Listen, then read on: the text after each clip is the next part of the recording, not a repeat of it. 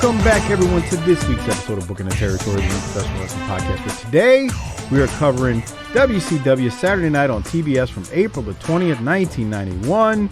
And before I throw it to Doc, I want to give a special shout out to our largest page contributors monthly, Disrespectfully Classy, Marky Blassie, Mike Childry, Joe Ice, good old Justin. Thank you for your generous support on Patreon each and every month. And now I'll throw it to Doc and ask how he's doing, and you'll find out shortly why Harper is not here at the beginning of the show. Doc, how are you? Well, I just want to welcome everybody into the hottest, longest running, most successful independent wrestling podcast out there. Yeah. That's what I thought. I thought we might want to start off by agreeing on some things. You know, that's always helpful. I think people forget that we're actually friends in real life because we bicker on here. Just wanted everybody to understand. We started off this episode on the same page. So if we get off the rails, just remember everything's a work. Now, got to tell you, I'm in great spirits right now.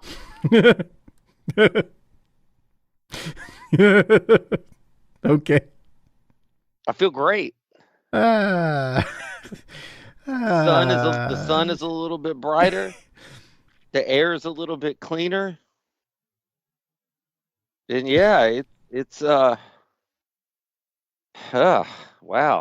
That all we needed was a win, buddy. All we needed was one, get the taste in our mouth of a win, and now everything is back to where it ought to be. You are typical. You were suicidal. Bon Eric thing, unhinged. In my text messages, Sunday night before last, unhinged. Like literally, if there was a Burger King near you, it would have been Burger King thing. And now you're, 16-1, Super Bowl, suck it. It's Cowboy fans are like broads. Y'all are just unstable beans. I'm not sure who you're insulting there, but it sounds like a lot of people. Y'all are the worst. Y'all are the worst fan base of all time. It goes from we are the absolute worst, fire everyone into the sun, to Cooper Rush is taking us to the Super Bowl. I never said that. Oh, that's what you're thinking. And no, because so let me see. This is why we needed to start out together. This is exactly what it is. No.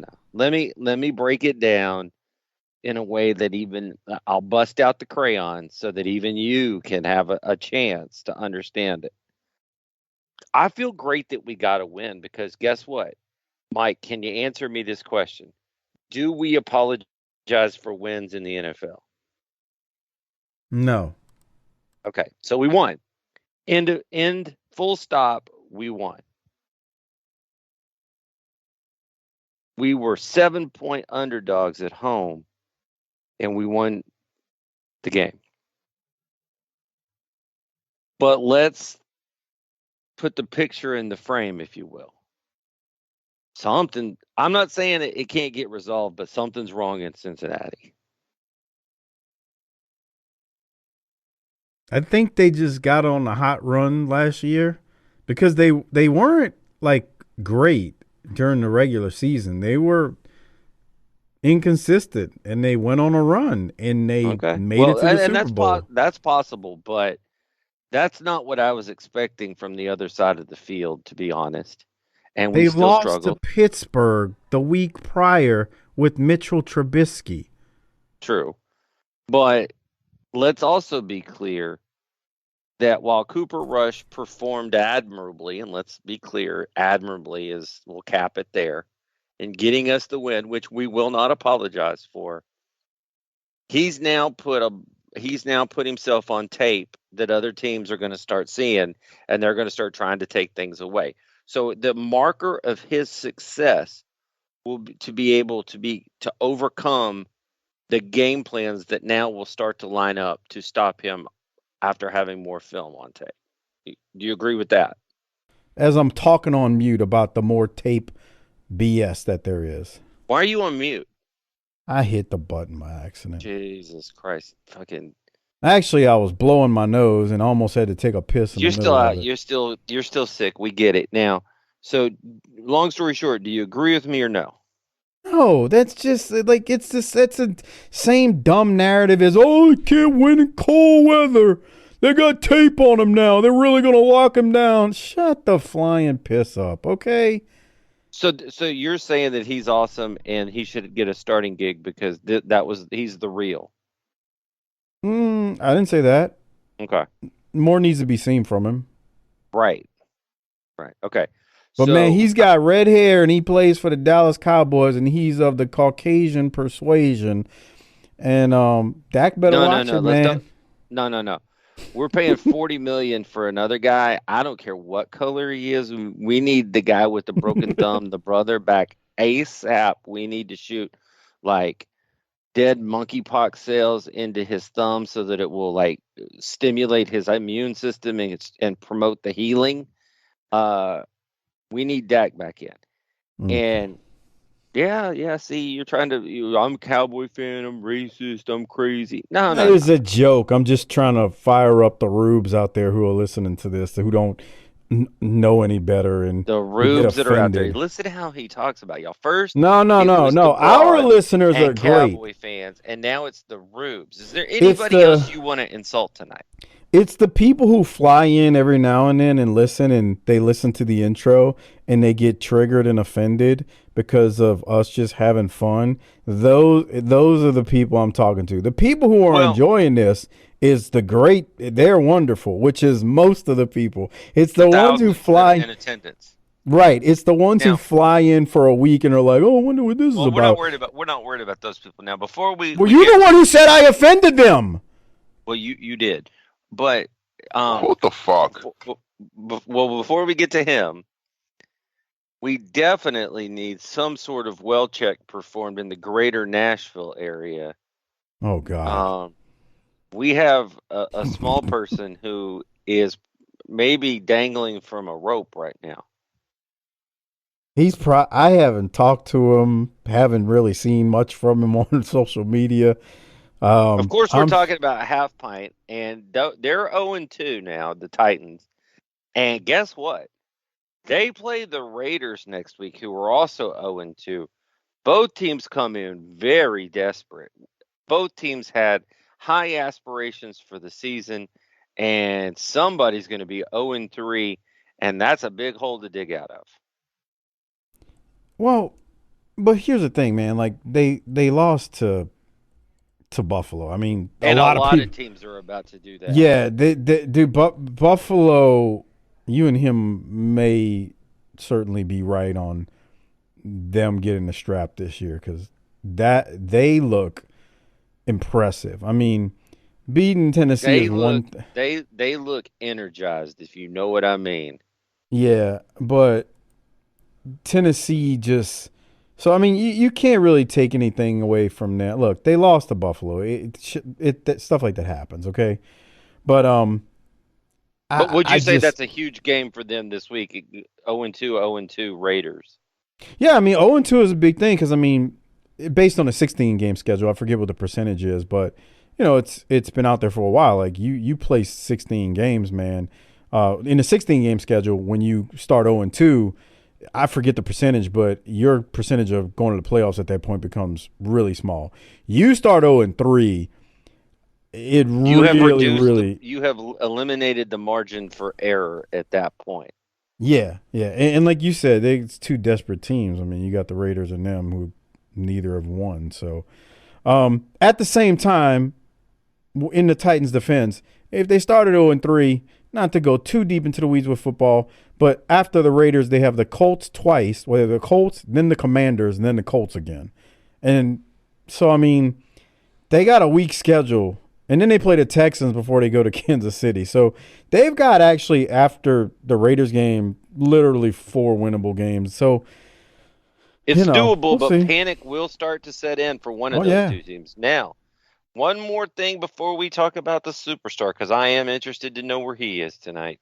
God only knows.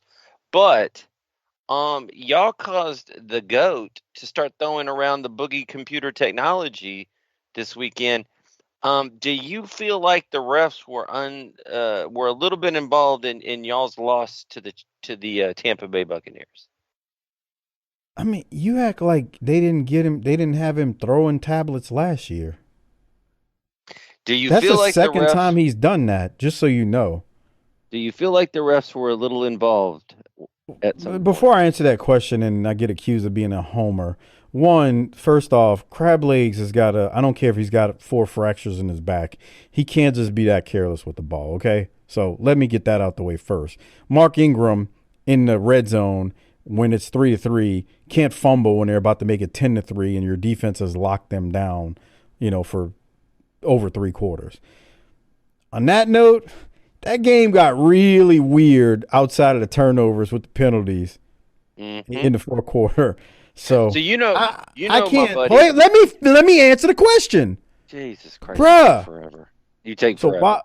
So while I could say the refs got kind of wonky and it felt like some calls were coming from New York, especially with that fight, that's the damnedest thing I've ever seen.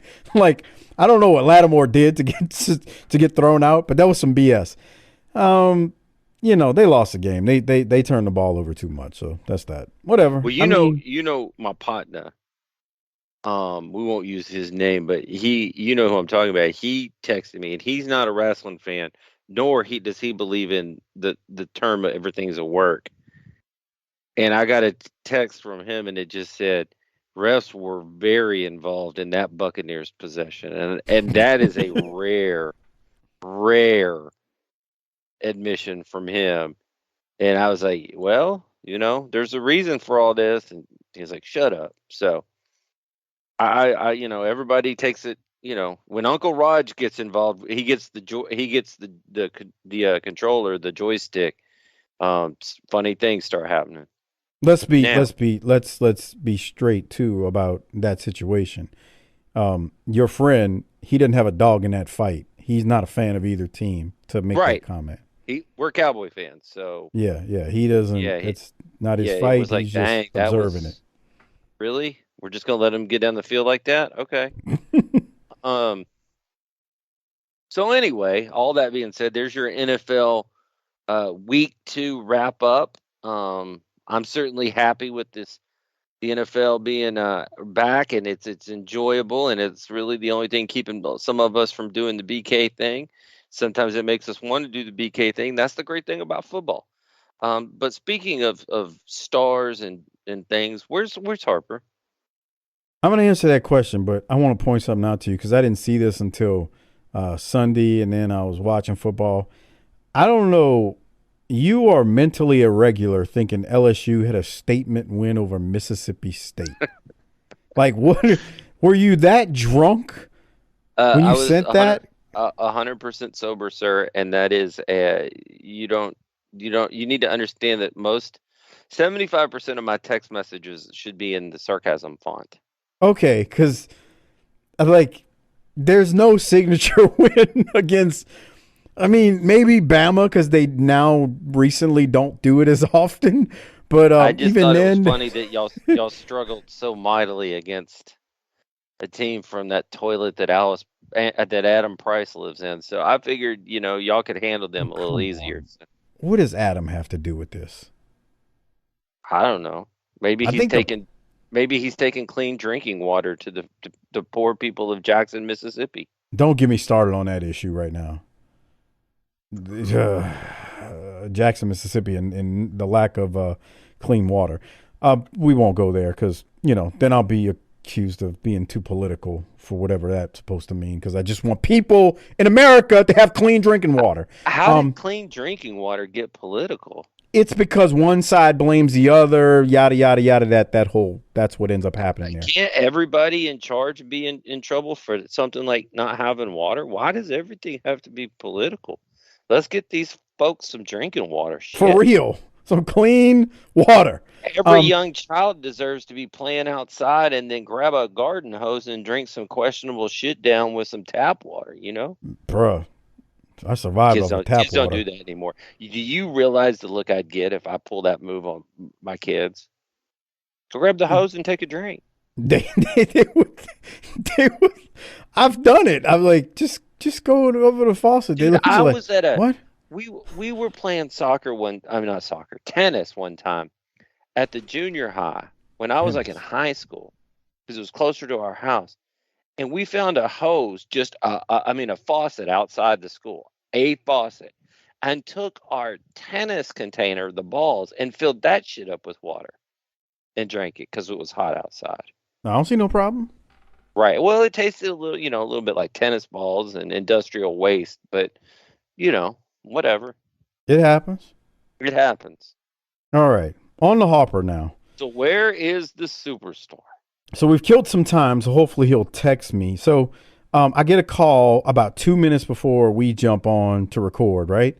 And he's like, I'm sorry, not 2 minutes. 15 minutes before we're about to record, I get a call, and it's him saying, "Hey, man, they're at the place. They're hooking up my internet." Okay.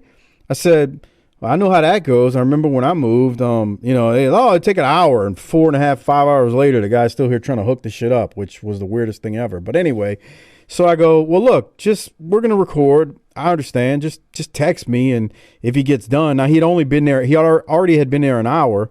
If he gets done, just text and we'll conference you in. All right, bruh. He calls me back a minute before I call you on Skype to start recording. And he's like, yeah, bruh, we ain't going to have no internet tonight. Something about the address being wrong. It's a bunch of bullshit, blah, blah, blah. I've been farting around, wasting my afternoon here at home. I got to go run an errand. I'll text you when I get home a little bit after 7.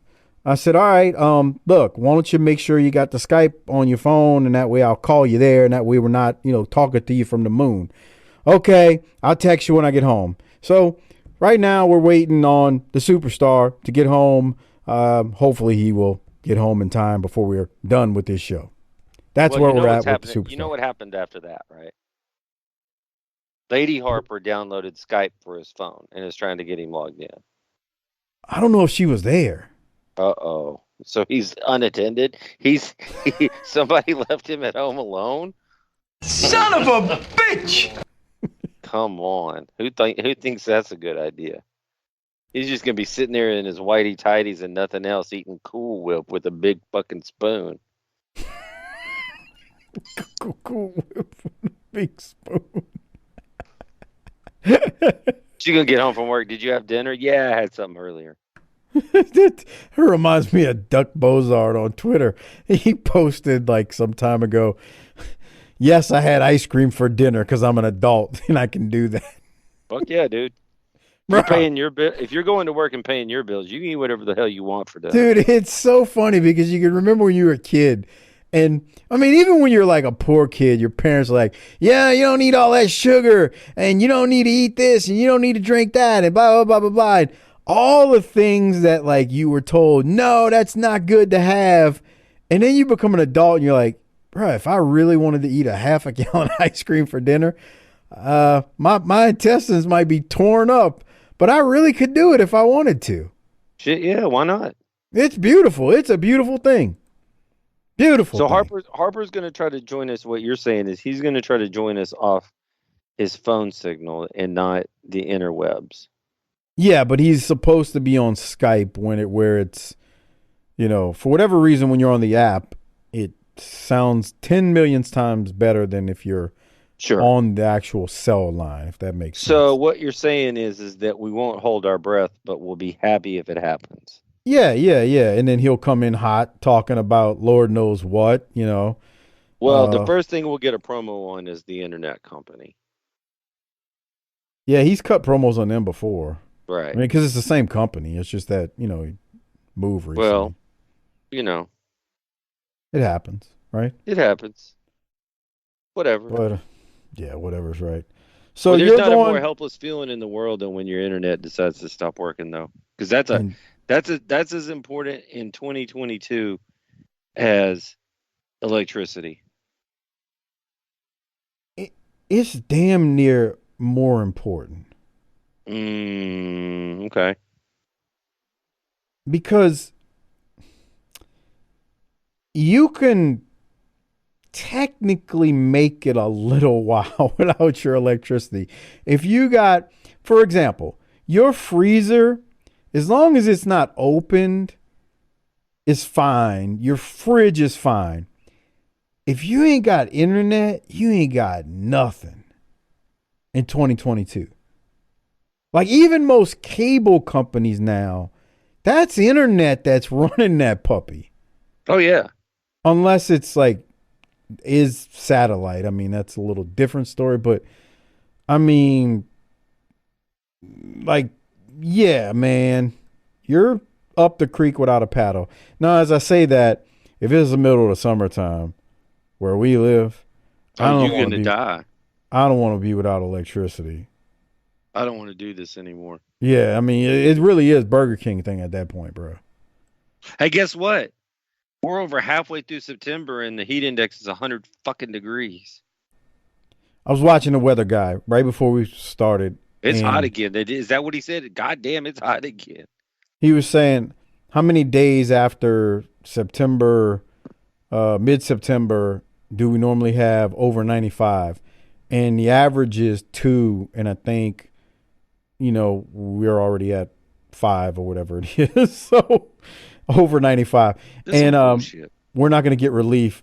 Can you give me some relief? Like, that come on. Place. We're not going to get any relief until, I think, Sunday night, Monday, next week. This is brutal, bro. It's all crunchy outside again. We had a flood, and it's already crunchy again. That's some bullshit, too. It's September 20th. Dude, and it's hot. Blazing. I went and did my 3 miles last night while the soccer practice went on around me. And it was hot.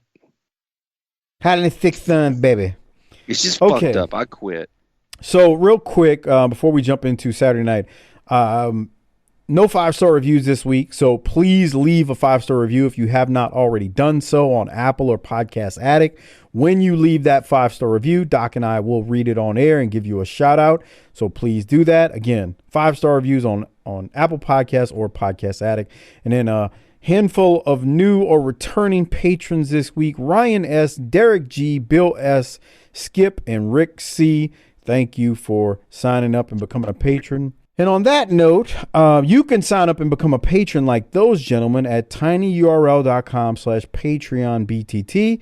That is tinyurl.com/PatreonBTT. Look, we got I believe a pay-per-view coming. We got a Clash. I mean, we got Superbrawl coming up. There's some stuff coming up that's going to be on Patreon. Plus, you get the World Class shows with Lance and I, the ECW shows with the Boston Bad Boys, JV and Mike, and you get the NWA Power Show with the little fella Half Pint, who is on suicide watch right now with he and the Transformer Sparks on NWA Power. And then all the other extra stuff that we drop as well on Patreon. Okay. tinyurl.com/PatreonBTT. Doc, you ready to talk some? Are you ready to talk some Saturday Night on TBS? Well, I think it's important to let you know that my fix for the gimmick eating the first page didn't work, and so I'm without the first page of notes again. Have you told your broad about this? No. Why? Come on. What are you waiting on? No. She needs to know this types of shit. Okay. No, she's still mad at you anyway. What did I do? Well, we bought a new TV and you're like, oh, fancy. Now get this. So my old TV was a plasma. Remember when they made plasma? What does this have to do with me being? Why is she mad at me? So remember when they made plasma TVs? Well, I used to have one up until and it was good. It was a good TV. I bought it 2007 for Jesus Christ, that's 50 years ago. $1,700, man. It was a great TV. But about a year and a half ago, it developed this vertical line of all these different colors down 2/3 through the screen, just like this. It's about 2 inches wide. But shit, I was like, I don't watch sporting events that I care about in the bedroom, so I'll move that sumbitch to the bedroom and just keep using it. Just because you got a hole in your socks, it depends on where the hole is, right? You just necessarily have to throw away the sock. You could maybe keep using it. Yeah. Okay, so I knew you'd understand that piece of it. Well, finally the TV gave out and it wouldn't even the picture wouldn't come on. So I was like, yeah, we got to do something. I mean, that can't fake that anymore. So went and got a new TV down at the Costco with the cash back. And she was setting it up. She likes setting up shit like that. So I was like, fuck, I don't have to do it. Okay. So I was sitting out in the other room doing something. She comes out. I'm like, you got the TV set up? And she's like, no. I'm setting up all our accounts, so I need our password. And since your buddy Mike's got a problem with where we keep the password, I'm gonna come over here to where I keep it and get it. Since he likes to make fun of me and shit.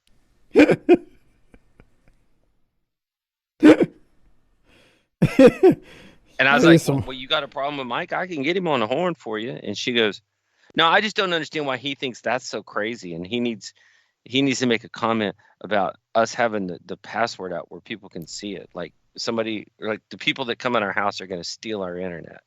Bro, that's some white people shit, bro. Okay, we're white people.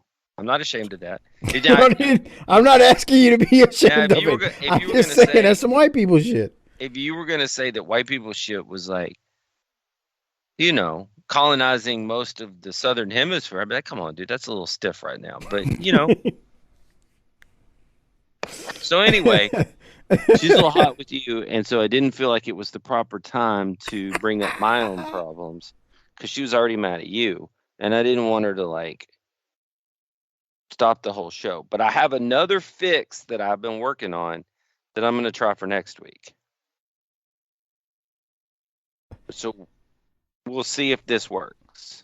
I'm confused. So did she come grab the password from where it is to bring it into the bedroom, and that just triggered her to be mad at me because I asked her what she was doing, and then my presence into the situation apparently had an association with you, and then she was remembering how your words hurt her feelings.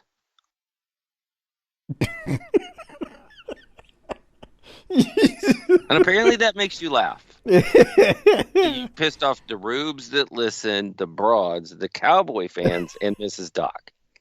That's great. You're on a real roll tonight. You're a real class individual this evening. I hope you're proud of yourself. It's just so funny, man. It's like, so I don't have the first page of notes. That's going to be a little bit more meaningful tonight than it normally is because we, the glorious take me out to the ball game. We got baseball tonight, brother.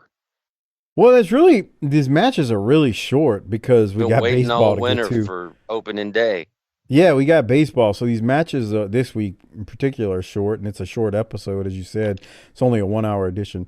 Now, we're still at center stage. This was taped on April 1st of 91, I believe, like last week was. When the show opens up, again, this is April 20th of 1991. When the show opens up, we see a replay of Flair and Pillman with Arn helping Flair with the figure four. Then we head to the ring, or we head to center stage. Missy is rolling her eyes at Paul E. talking about the danger zone. Then JR mentions a segment that will air over the next few weeks. I need you to push pause. Look at that relief map that is her torso. Jesus Christ. Can you grow up? Dude, me and Harper could each stand under each one of those for shade. Oh my God. Jason Hervey was. And look at that. That dude, no person in the history of ever has outkicked their coverage more than Jason Hervey in 1991. I disagree. I think DDP outkicked his coverage with Kimberly. Nah, because at least DDP was tall. Oh, okay. So you got something against short people. No, broads like tall dudes.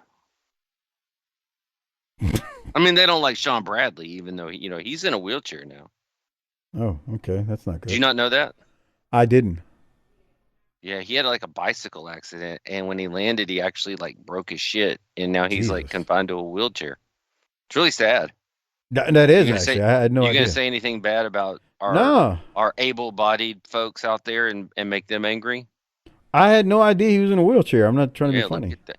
But look at Missy. I mean, she's got her hand on her hip, confident. She's got that smile. She's got those tremendous things hanging off her chest. Just God dang. This is prime Missy, man. It's all prime Missy, all the way live. Well, she's rolling her eyes at Paul Lee talking about the danger zone this week, and then JR mentions a segment that's going to air soon over the next few weeks with Dusty Rhodes. More on that as we get to it. I can't wait. And Harper, God, I hope he doesn't get hit by a bus and he's on those shows so he can see the ridiculousness that those things are. Because some of them, actually all of them, are just really absurd. Okay, on that note, we then go directly to the ring for Sting and Lex Luger versus Mike Samples and Joe Cruz. And when we do go to the ring for that match, Jim Ross teases a major announcement related to Luger and Sting regarding Superbrawl. From there, we get about a 3-minute match where, I mean, it's Sting and Luger versus Mike Samples and Joe Cruz. I don't know, what we can expect here other than for Sting and Luger to dominate, and that's exactly what happens. Sting is going to tag in Luger for the finish, and he puts Cruz in the torture rack for the win. Sting and Luger pick up the win, and that was that. Doc, I know your notes were eaten up, but any thoughts on this dominant performance by this tag team? There was a point in this match where Cruz hit the Stinger splash on Sting and then wooed. I thought that was funny. It was a little, character out of the enhancement talent, which is nice to see. Yes, I like when those guys do that because it actually makes it more entertaining because it gives them that just even the few seconds of like something different.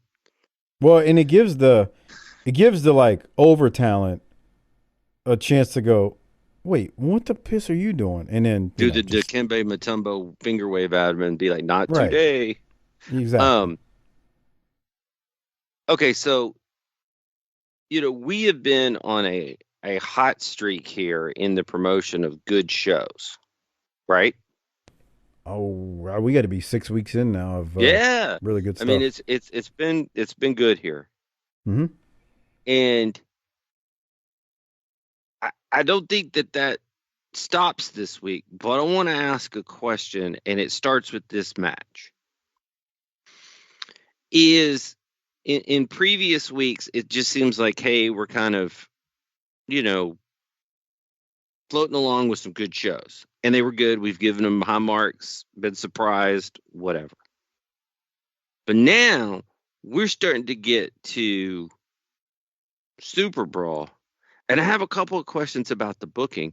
One of which is why we need Sting and Luger in a tag team when Luger is supposed to be tied up with Nikita coming after his single strap. Yeah, I don't. And so what I'm trying to do here is figure out how much of this I want to say I'm rating it on what I've seen, my entertainment level, but we're also invested in how the promotion tracks overall. It gets to pay-per-views, gets to clashes. And there's some suspect stuff in this episode that I don't know. It seems wobbly, more like that kind of WCW you'd expect. But there's lots of stars on this episode. Yeah, I don't know why they. I don't have an answer for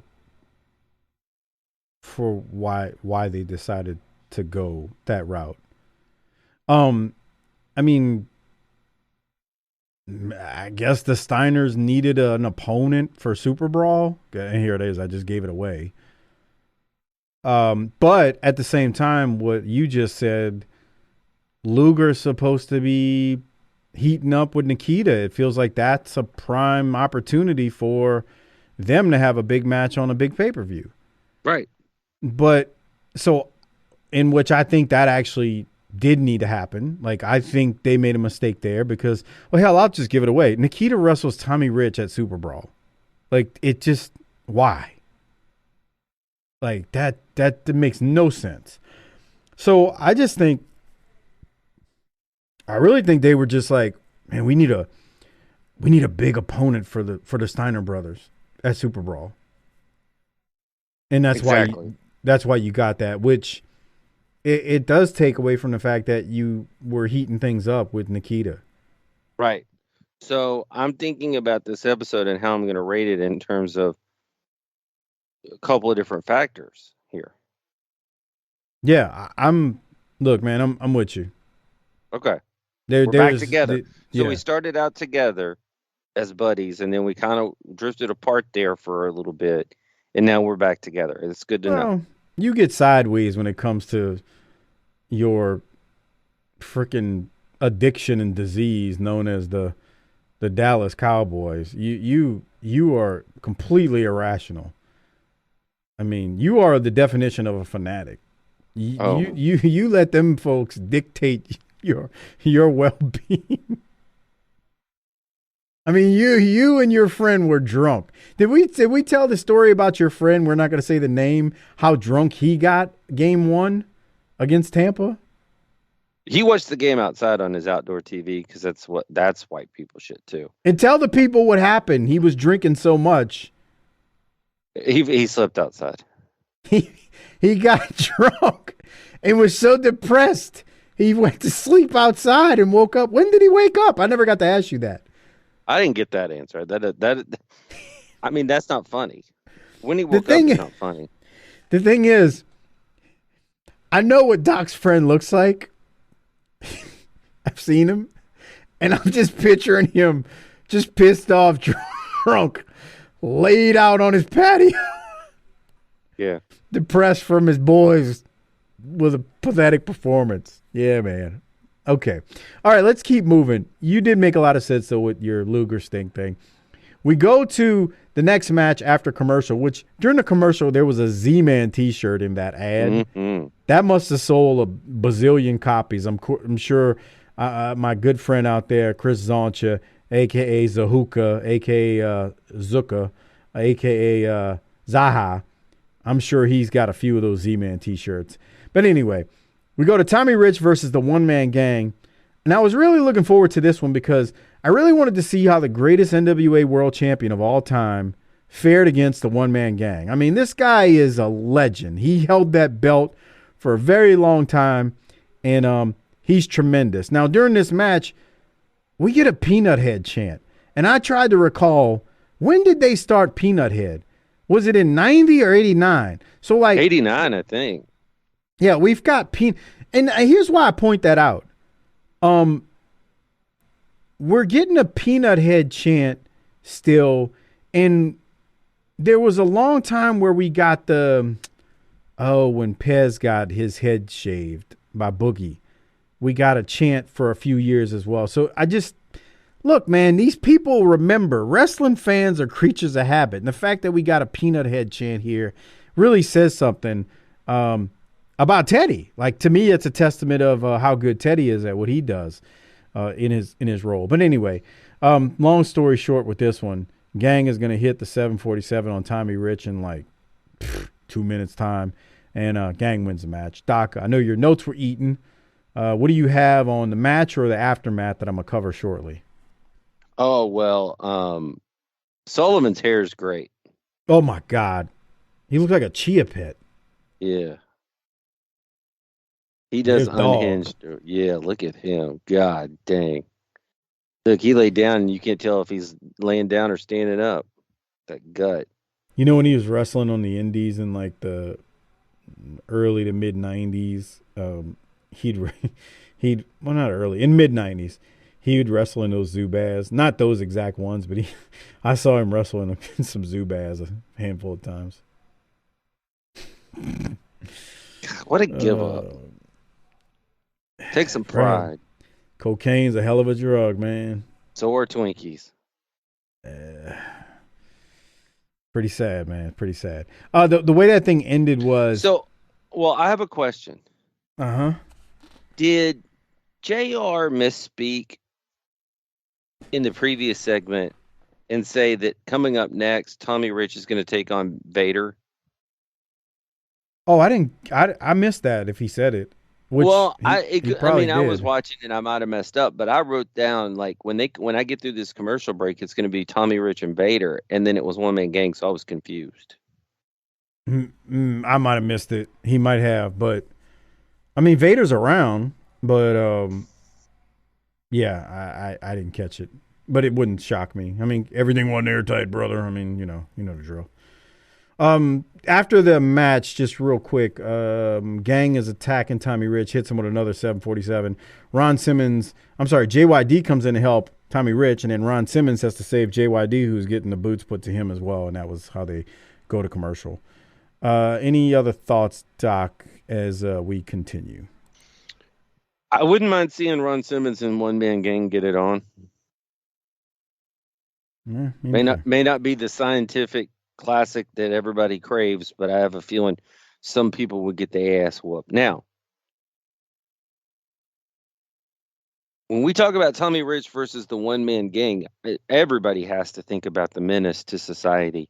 Yeah, I know you've never been in the ring with the greatest world heavyweight champion of all time, but you have been in the ring with the One Man Gang. Is that correct? I was in a 6-man tag with him one time. Okay, right. He was on my side. I don't know if I ever. Oh, told he was that on story. your side. Okay, so I was going to ask you what it felt like, what we could have experienced, what Tommy might have been feeling like in the ring, but you were on his team, so never mind. But he can't see. Gang was very stiff. But I was the reason I pointed out the story that I was gonna tell you about being in a 6-man tag with him one time, it was me, Gang, and somebody else. I don't even know who was on our side. That's usually how a 6-man tag works. No, I just can't remember who the other person is. But Tommy Rogers was one of the members of the other team. And anyway, where I'm going with this story is there was a point where we were on the outside of the ring. Gang picks up a chair and he's about to swing it at me. And I'm one of his tag partners. And I had to yell at him on the barricade, "Gang, no, it's me." And he pulled the chair down. He was about to whack me though, because he can't see. He can't see. He's blind. He's just blind. They should let him and Stan Hansen wrestle in a no contacts match that nobody can see each other. I always would ask questions like guys that were, vets. I'd say, does he use that as an excuse? He being Gang to just wail on guys, and he's like, they're like, he's stiff, but not really. He's just this is how he works. But he can't see. He squint. I remember standing on the outside of the ring next to me, and he squints his eyes to look, and I bet he can barely make out a silhouette of me as he squint, just trying to see. And I had to yell at him, "Gang, don't swing!" And let me guess, if it had hit you with that chair, you'd have felt it. Oh, bro, he nothing was soft with him, man. Right, nothing. I remember that's the way it's supposed to be, though. A friend of mine was working in a tag match with him one time, and against him, and he was like, "Oh my God, everything he did was stiff except the 747." He said that was the lightest thing he took from him that night. But Gang's a nice guy, man. I don't be fooled. He's a friggin' sweetheart, man. He's like one of the nicest guys you can meet when you talk to him and get to know him. So nice. I mean, hey. He spent 3 hours on the show with us 7 years ago now. That was in December of 2000. That just tells you he doesn't have anything better to do these days. He wouldn't stop. He just kept talking and talking and talking. It's on YouTube. And then he asked you when he should expect the check in the mail. No, but you know what his wife asked me? "Can you send me a CD of the recording?" I was like, "Come on." I was like, "Miss Mary, it's on YouTube. You can access it anytime." Yeah, but can you send me the CD? I'm like, I don't even have a CD burner anymore. She was probably, you got to watch out for these wrestlers. She was probably going to burn them and have One Man Gang sign them and then sell them. His wife is half pint size. She's 4'6" or something. She's a little short lady. That does conjure up some interesting scenarios. Oh, okay. I wasn't going there. Anyway, all right, we go to the Superbrawl Control Center with Gordon Soley. Did Harper text us? No, I thought my phone was showing a light on it. We go to the Superbrawl Control Center with Gordon Soley. He breaks the news of the Young Pistols versus the Freebirds. He also talks about Bobby Eaton versus Arn Anderson for the TV title at Superbrawl. Ricky Morton's going to take on Dan Spivey. Oh, God. Big Josh versus Larry Zbyszko. A stretcher match with Elegante and Sid. Oh, my God. And then we got a promo from Sting and Luger and followed by the Steiners. Let's just give that a quick listen. It's not too long. Here it is. Superbrawl premier matchups. The Steiners, the Stinger, and myself. Friendship aside, it'll be wide open. I know what it's like to wrestle against somebody you just can't stand. Well, I kind of like the Steiners, but I'm looking forward to getting in the ring with those guys. Sting and Lex, don't make a big mistake. We may be traveling together, but when we get in the ring, we ain't gonna be partners, we ain't gonna be buddies, and we ain't gonna be friends. Me and my brother, one thing to do, and that's beat you up. Brother, what a match that's going to be. The World Tag Team Championship on the line. The Steiners against Lex Luger and Sting. Now you ask, how can I become a part of this? Yeah, the more I listen to that promo, the more I'm like, they just threw this together at the last second. Well, and so first of all, I thought Rick Steiner was really good there in a short little promo because he's usually goofy. And he was like, look, it's gold over friends, bro. We ain't losing these straps. Very true. We got a brother out of Gordon Soley at the end. And yeah, on paper, Flair, Sting and Luger versus the Steiners is interesting. But is it more interesting than a personal issue? I don't know about that. No, and we had a personal issue with Luger and Nikita that I want to see resolved. Yeah, that's a miss. Like, there's no ifs, ands, but you can't. There's no excuse for. There's not one excuse for not having Luger versus Nikita after everything we've seen with them. Like everything we've seen, there's no excuse. It makes no sense.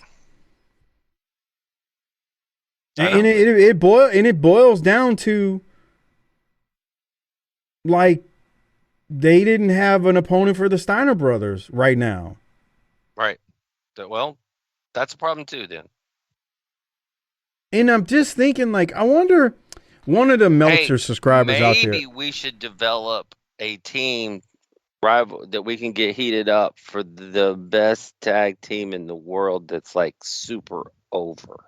One of the Meltzer subscribers out there, not subscribers out there, tell me if maybe the original plan for Superbrawl was maybe the Steiners are supposed to wrestle. Maybe there was supposed to be a rematch, kind of like what's happening with Flair and Fujinami. Maybe there was supposed to be some kind of rematch with the Steiners and whoever they faced. And I'm like, I don't know. I'm thinking. So here's the thing about that.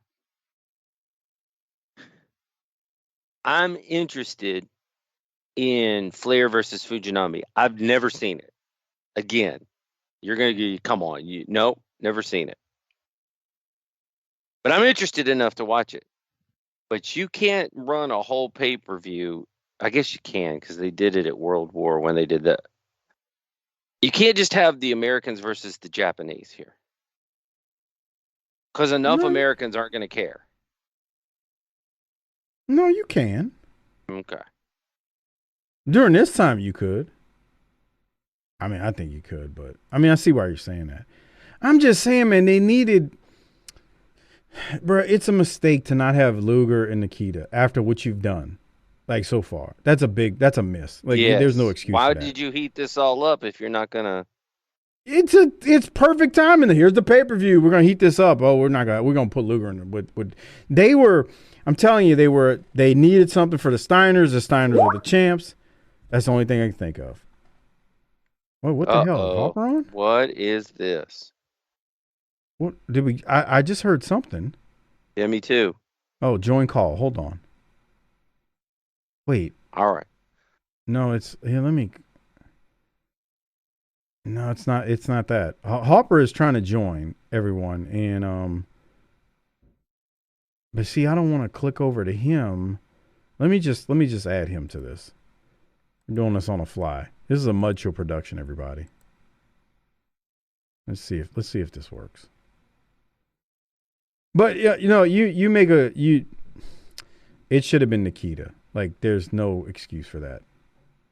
Nikita and Luger, and then God, they need to do something else. I just don't know what it is. And I don't. Harper's not. Hang up the other line, Harper. Come on, Harper. Yeah, nope. It's just saying calling him. Let's see. Let's get him on. Okay. While we're waiting on him to answer, we did go to the next match. It was Vader versus Jeff Sword. Vader comes out with the headgear, looks awesome as normal. Yeah, we see you're on, Harper. I'm trying to call you. Vader wins. Top rope, hits a splash for the win. Did you have any thoughts on that? The Vader? Hey. Yeah. What's up, man? Up? How do I sound? Like shit? Yes. It's better than nothing. Sure. Yeah. What's up with your internet? The guy came and the address is fucked up for the Wi-Fi for the internet. So he's got to come. Get off of me. Come on. So he's got That's to no come way to back. talk to you. That's no way to talk to your girl. That's nice.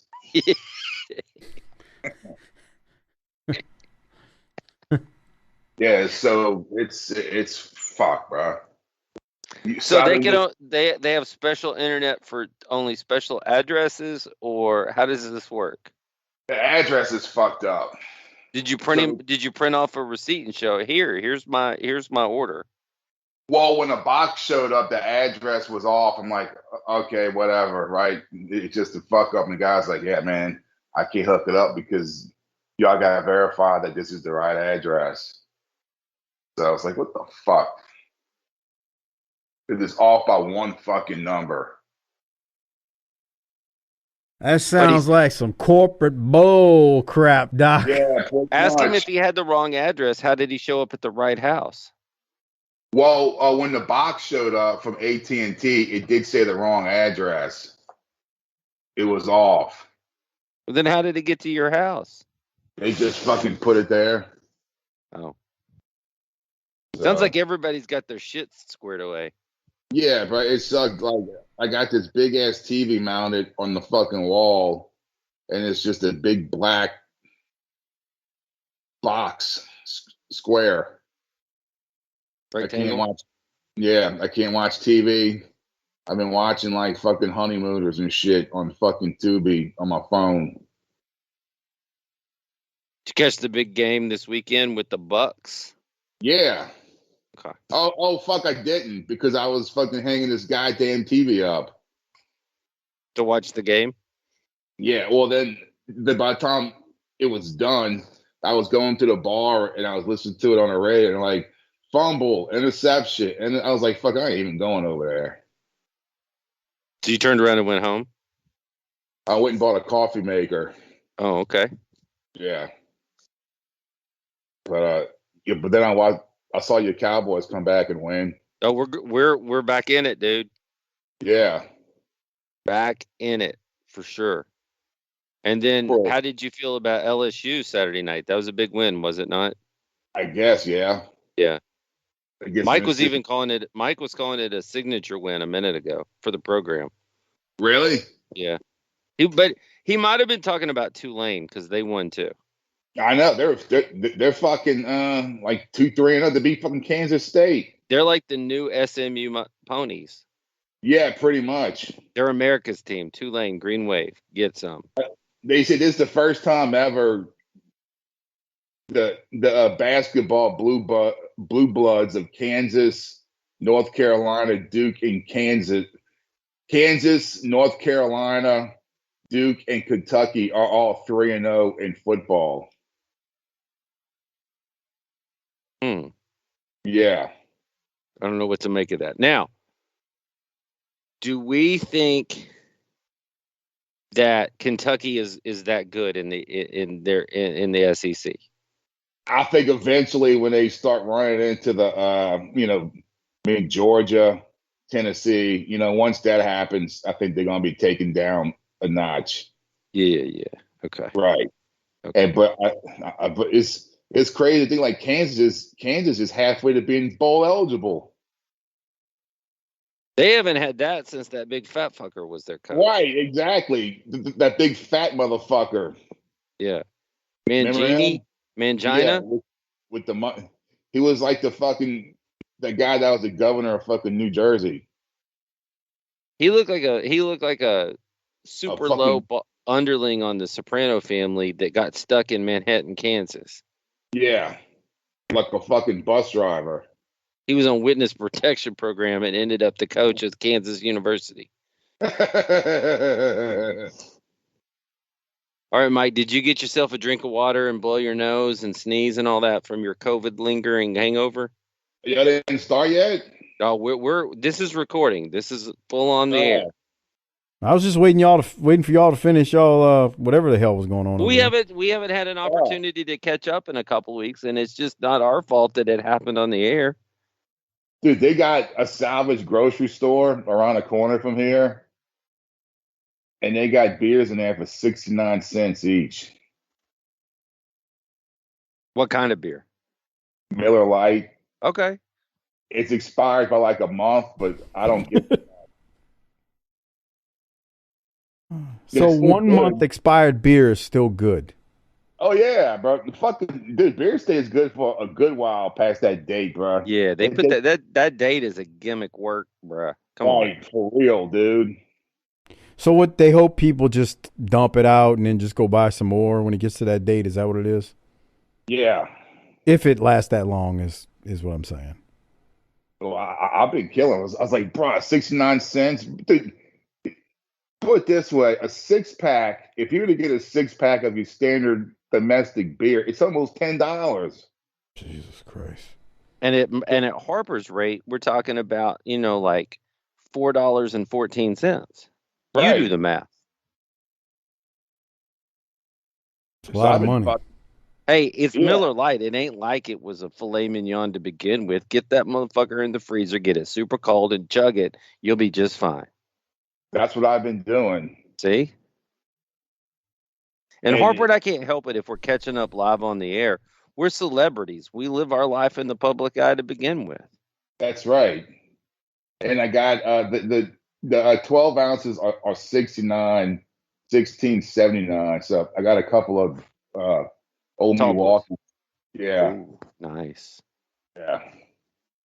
Living the dream, brother. Living the dream, man. Getting you some expired beers. For fucking beer? It's pretty amazing that it's 69 cents. Like they really chose that number, huh? And they had some 12-pack of some knockoff Cokes called Super Chill for like $1.50. Doc? What's it called? I think it's called Super Chill. It's some shit brand. Okay. How's it taste? And like drinking store brand Coke. Okay. And I got they got milk in there too. That's like, now wait a minute. it goes bad in like a week from like the date. Okay. So like if you got like kids, I mean, your kids go through milk fucking nonstop. Trust me, I'm aware. Now, Mike, do you like drinking milk? No. Neither do I. It's gross. That's nasty. Drinking some shit that came out of a cow titty is gross. Okay. Don't you agree? I mean, you got to have milk when you eat cereal, but I ain't trying to drink it. Right. Yeah. Right. And I don't even do that. I like dry cereal. Oh, God. Yeah. Do you put mustard on your freaking mashed potatoes too? Me? Yeah. Some people like dry cereal. What does mustard on mashed potatoes have to do with anything? That's the absurdity that you just said. I don't eat milk and cereal. I don't. Boy, that's what's wrong with Latrell. Okay. No, he does. That's great. He loves what kind milk. of dad are you? He drinks like 3 or 4 glasses a day. Oh, yeah, but kids go through that shit like a wino through fucking bottle of Jack Daniels, bro. My brother used to get 2 at a time. Like That's 2 right. gallons. That's what we do. Yeah. Bro, my kids ain't never drank milk like that. Oh, dude, my fucking brother's kids would go through a gallon in a day or two. No, Yeah. I know kids go through milk. It just never happened in this household. But you go down and get you some expired milk, and then you're good to go. Okay. Yeah, really. Bro, they get boxes of like Captain Crunch now for like $1.50. I'm like, bro. Well, hold on, Harper. It's getting close to Blueberry and Yep. all that time of year, right? Once it heads over to the big lots. Oh yeah, but the fucking Frankenberry and the fucking Blueberry, yep. He gets excited for that. You could hear his voice. You could hear it in his voice. The 4th of July Captain Crunch is called Red, White, and Blue Crunch. America. Like $1.50, yeah. Let me guess, you liked it. Yeah, it's fucking Captain Crunch. Shit made him want to like eat a bowl and then dump some tea in a harbor or some shit. Yeah. No taxation without representation, brother. Tea America. party. What happened to those people?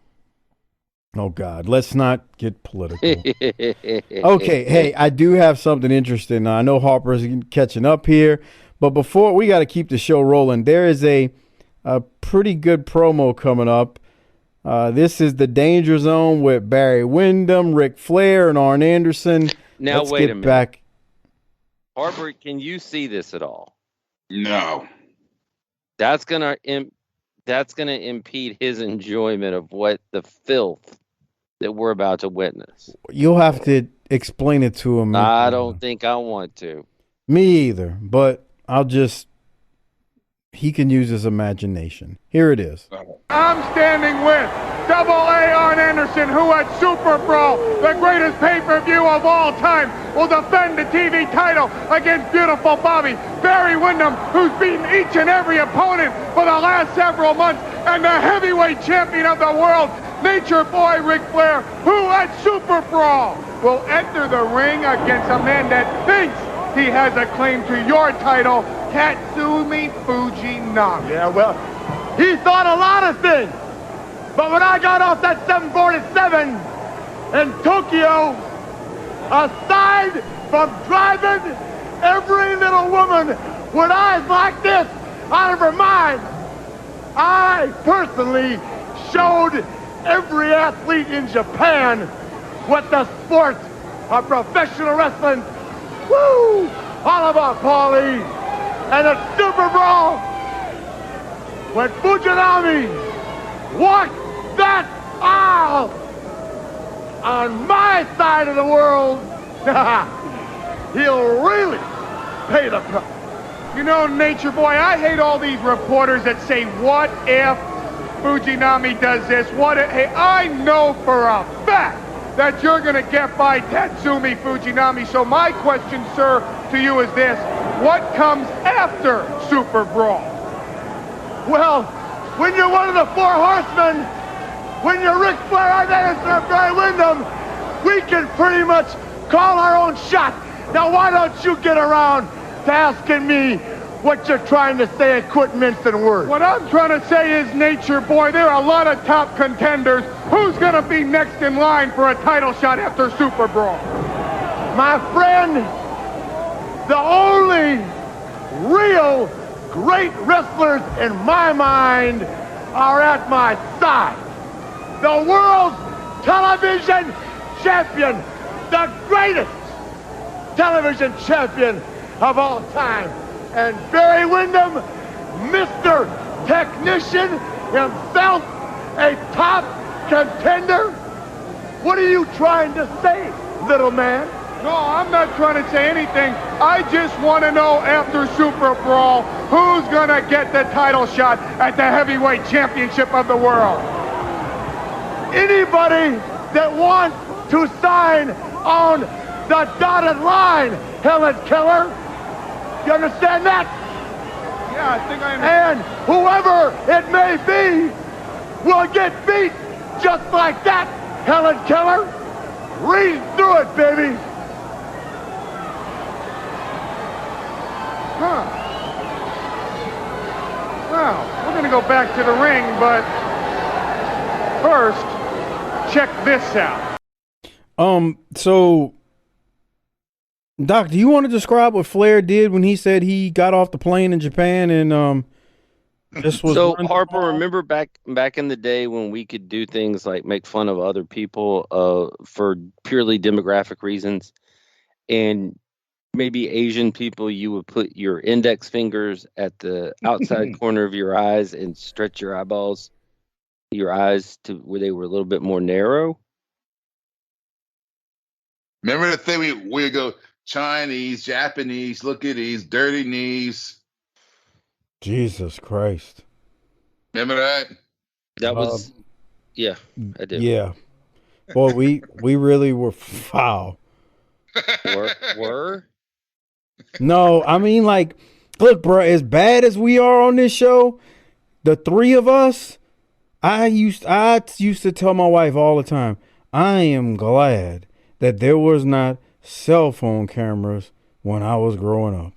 So Flair makes this gesture with his eyes when he says he got off the plane and ran through all the women that look like this.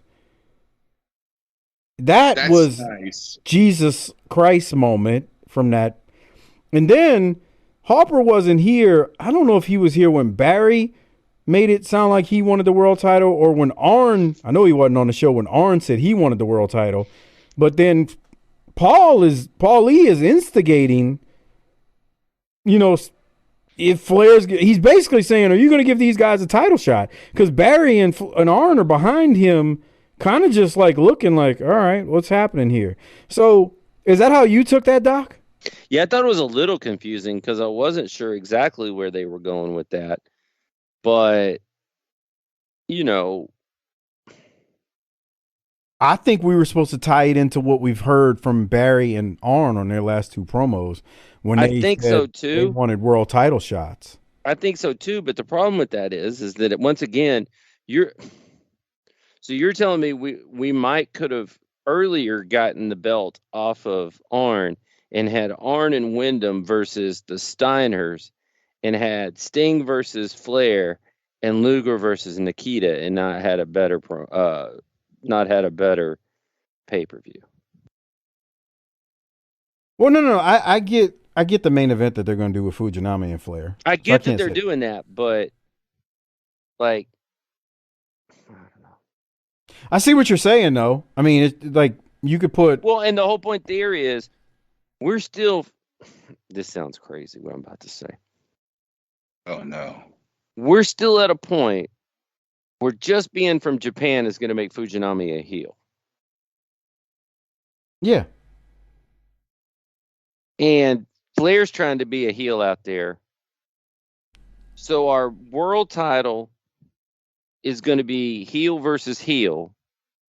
And our tag team belt match is going to be face versus face. That's what I'm saying is we're not doing this right. Like the shows, Harper, you've been missing some of them, but the shows have been really good. Yeah, they have. We've been dropping A's on these things because they've been good shows. Yeah, the last been on what, 2 weeks, huh?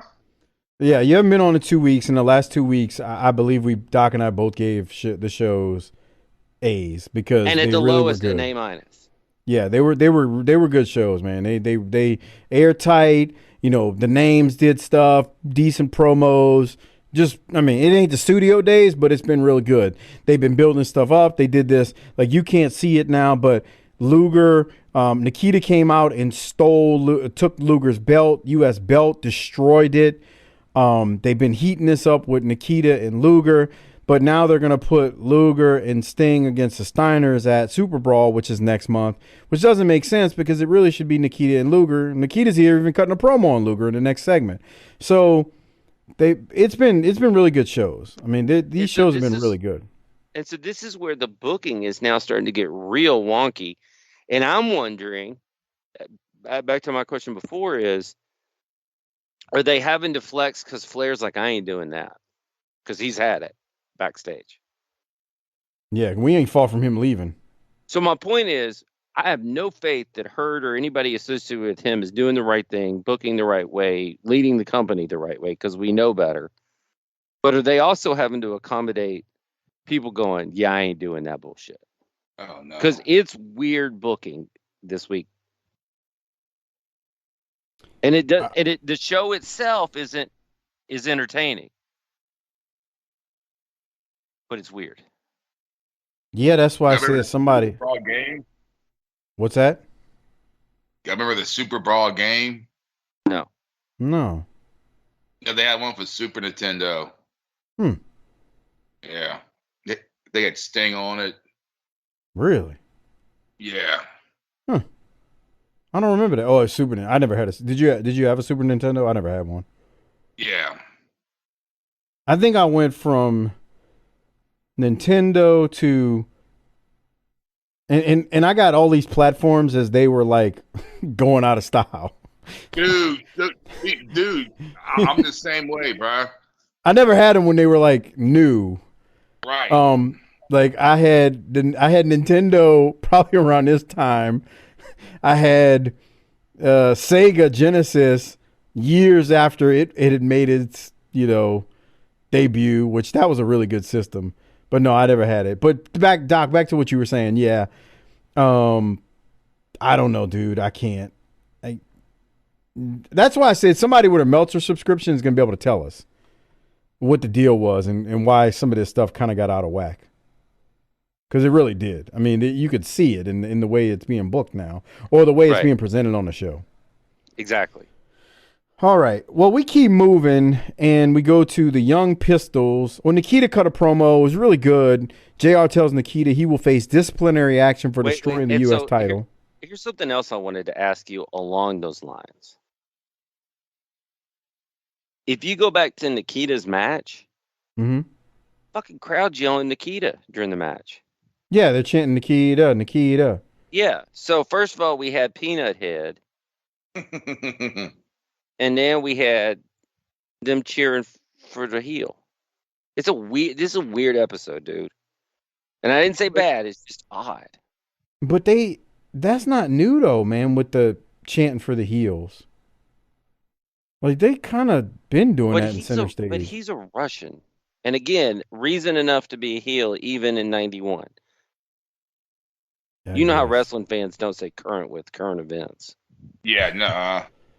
I think they do now. Oh yeah, now. That's because they're all worked up by politics. So that's yeah. I mean, you can have a Russian guy now. That's for damn sure. You could. The problem is 50% of the audience would be cheering for him relentlessly, and the other 50% would be chasing him with a knife as he came to the ring. There would be no clear line because it's such I like his work rate. I like his work rate, but my political leader says I've got to stab him in the thigh. Or vice versa. Right. Like I was telling that to somebody, like remember when you used to just watch wrestling and enjoy it and didn't dissect it and dissect that and have to look up Google where'd this guy come from, what's his shoot name, where'd he go to high school? We just watched it and enjoyed it. Mm-hmm. That's the premise of this show, kind of. Yeah. Yeah, like you honestly, I say this all the time. We actually should do that more often. Even when you're watching things like WWE and AEW, and look, I'm the first one to tell you it's hard to do. But sometimes you just got to watch stuff and just watch it and try to enjoy it. And in defense of wrestling, it's not just wrestling that we do this with. It's everything. When Game of Thrones was finishing off and we were in the last season, I remember being on social media reading like stuff, and bruh, literally every Game of Thrones fan on social media turned into a wrestling booker. They did everything but say, who booked this shit? This is bullshit. Cancel HBO Max. Like that's the only thing they didn't say. everybody was criticizing the finish. Or even before the finish, when they thought the woman was going to go over. When they thought the woman was going to go over. Look, Game of Thrones fans out there, if you're not a fan, you won't understand this. But there was a time period where they thought the woman was going to go over, and you had people outraged about that. And then the woman the girl killed the Night King, and they were losing their minds. Like, people were outraged at how they booked it. And I'm like, people, it's a freaking television show. It ain't even real.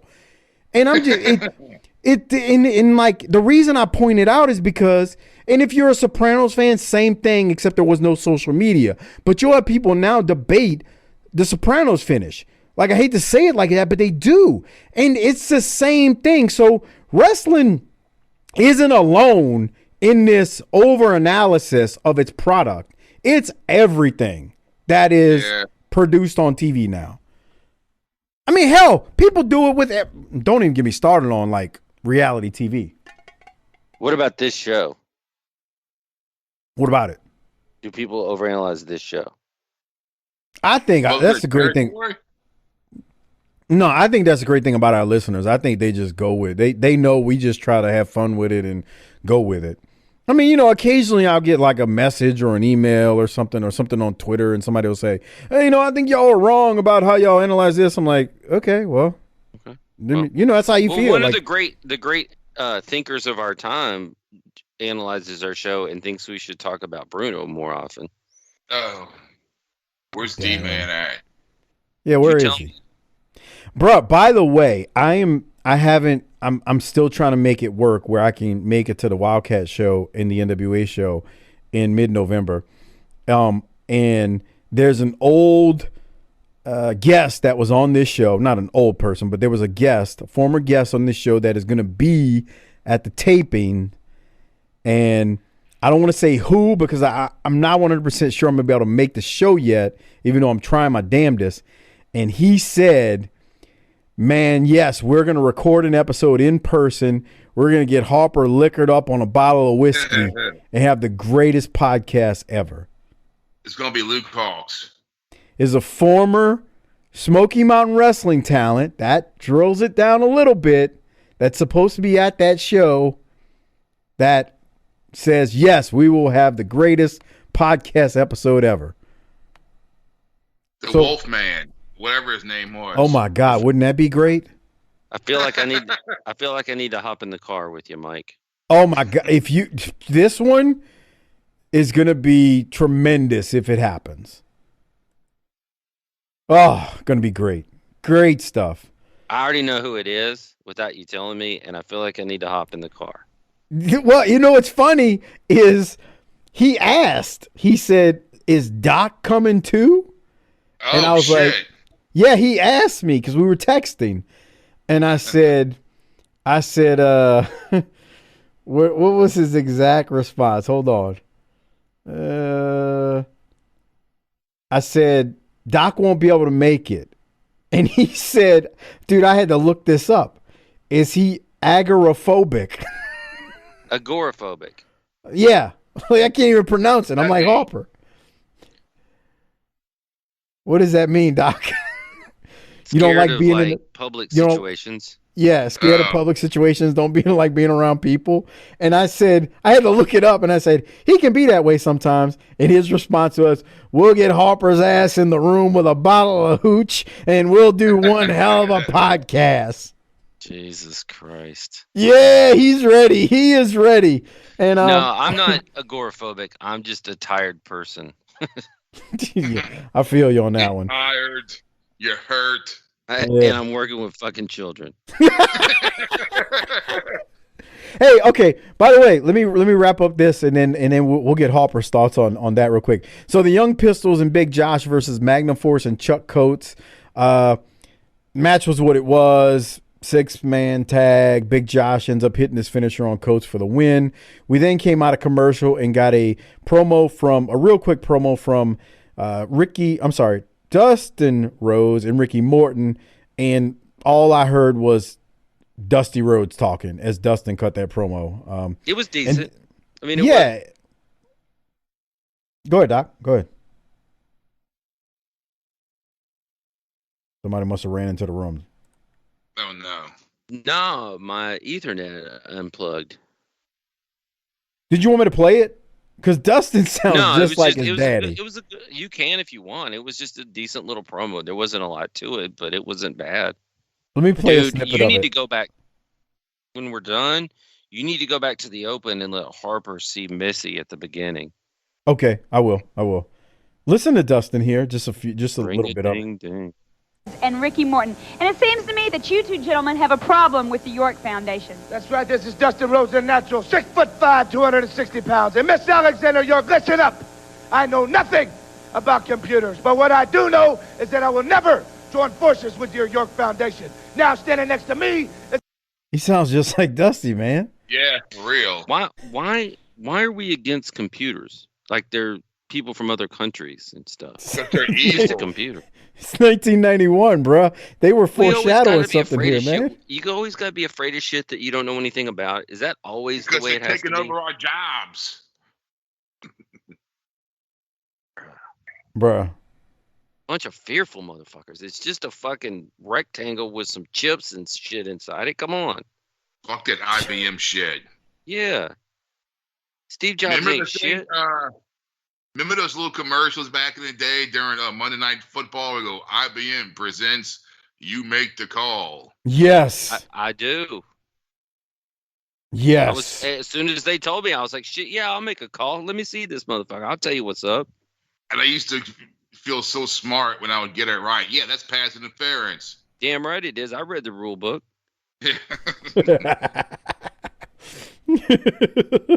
How come I could see this shit from 3,000 miles away and that motherfucker couldn't see it? He was standing right there.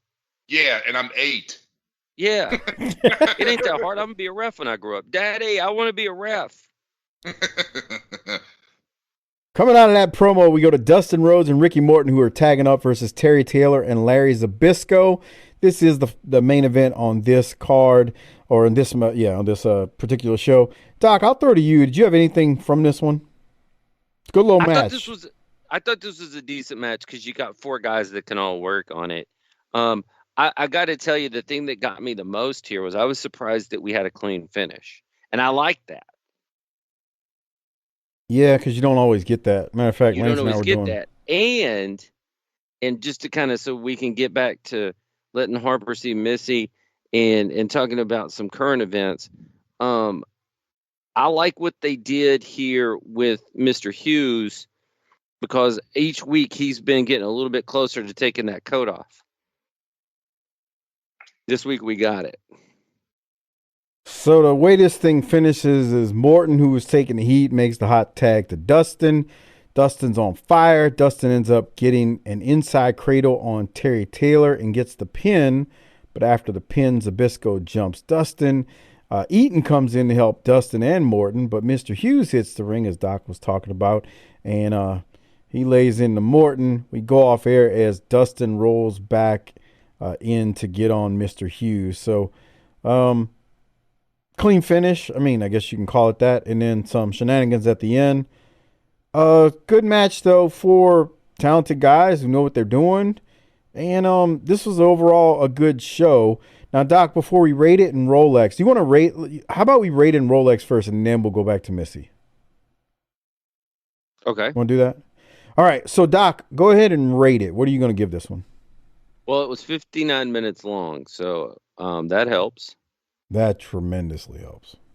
The wrestling itself was good.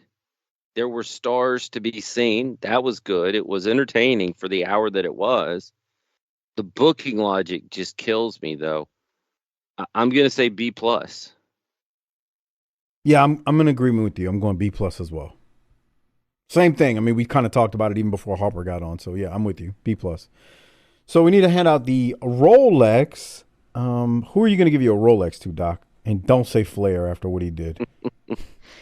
That was foul.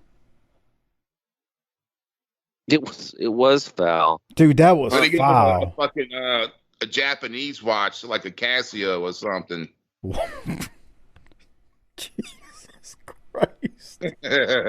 Jeez. can't get to it quick enough. What the fuck? Son of a bitch!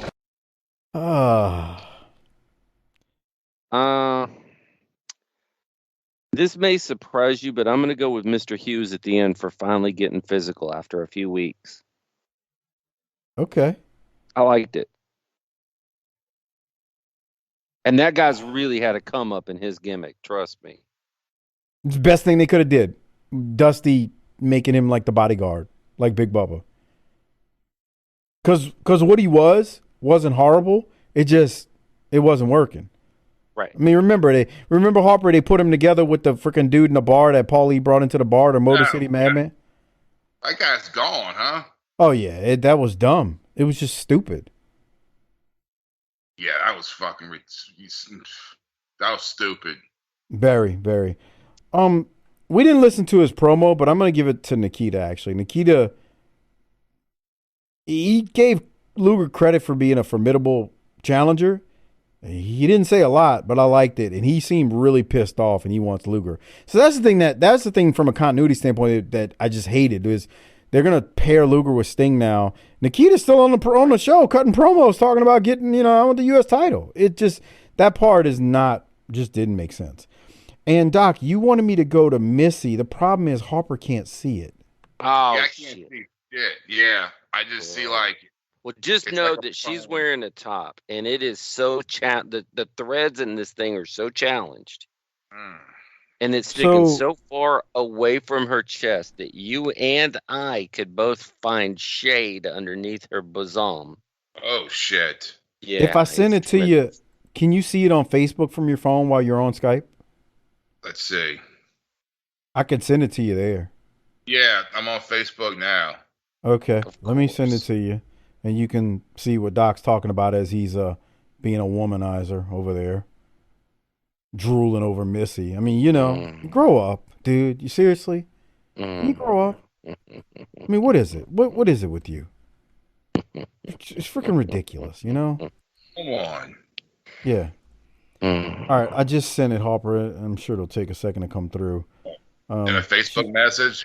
Yeah, because I'm on the computer. She's rolling her eyes at Paulie. Okay.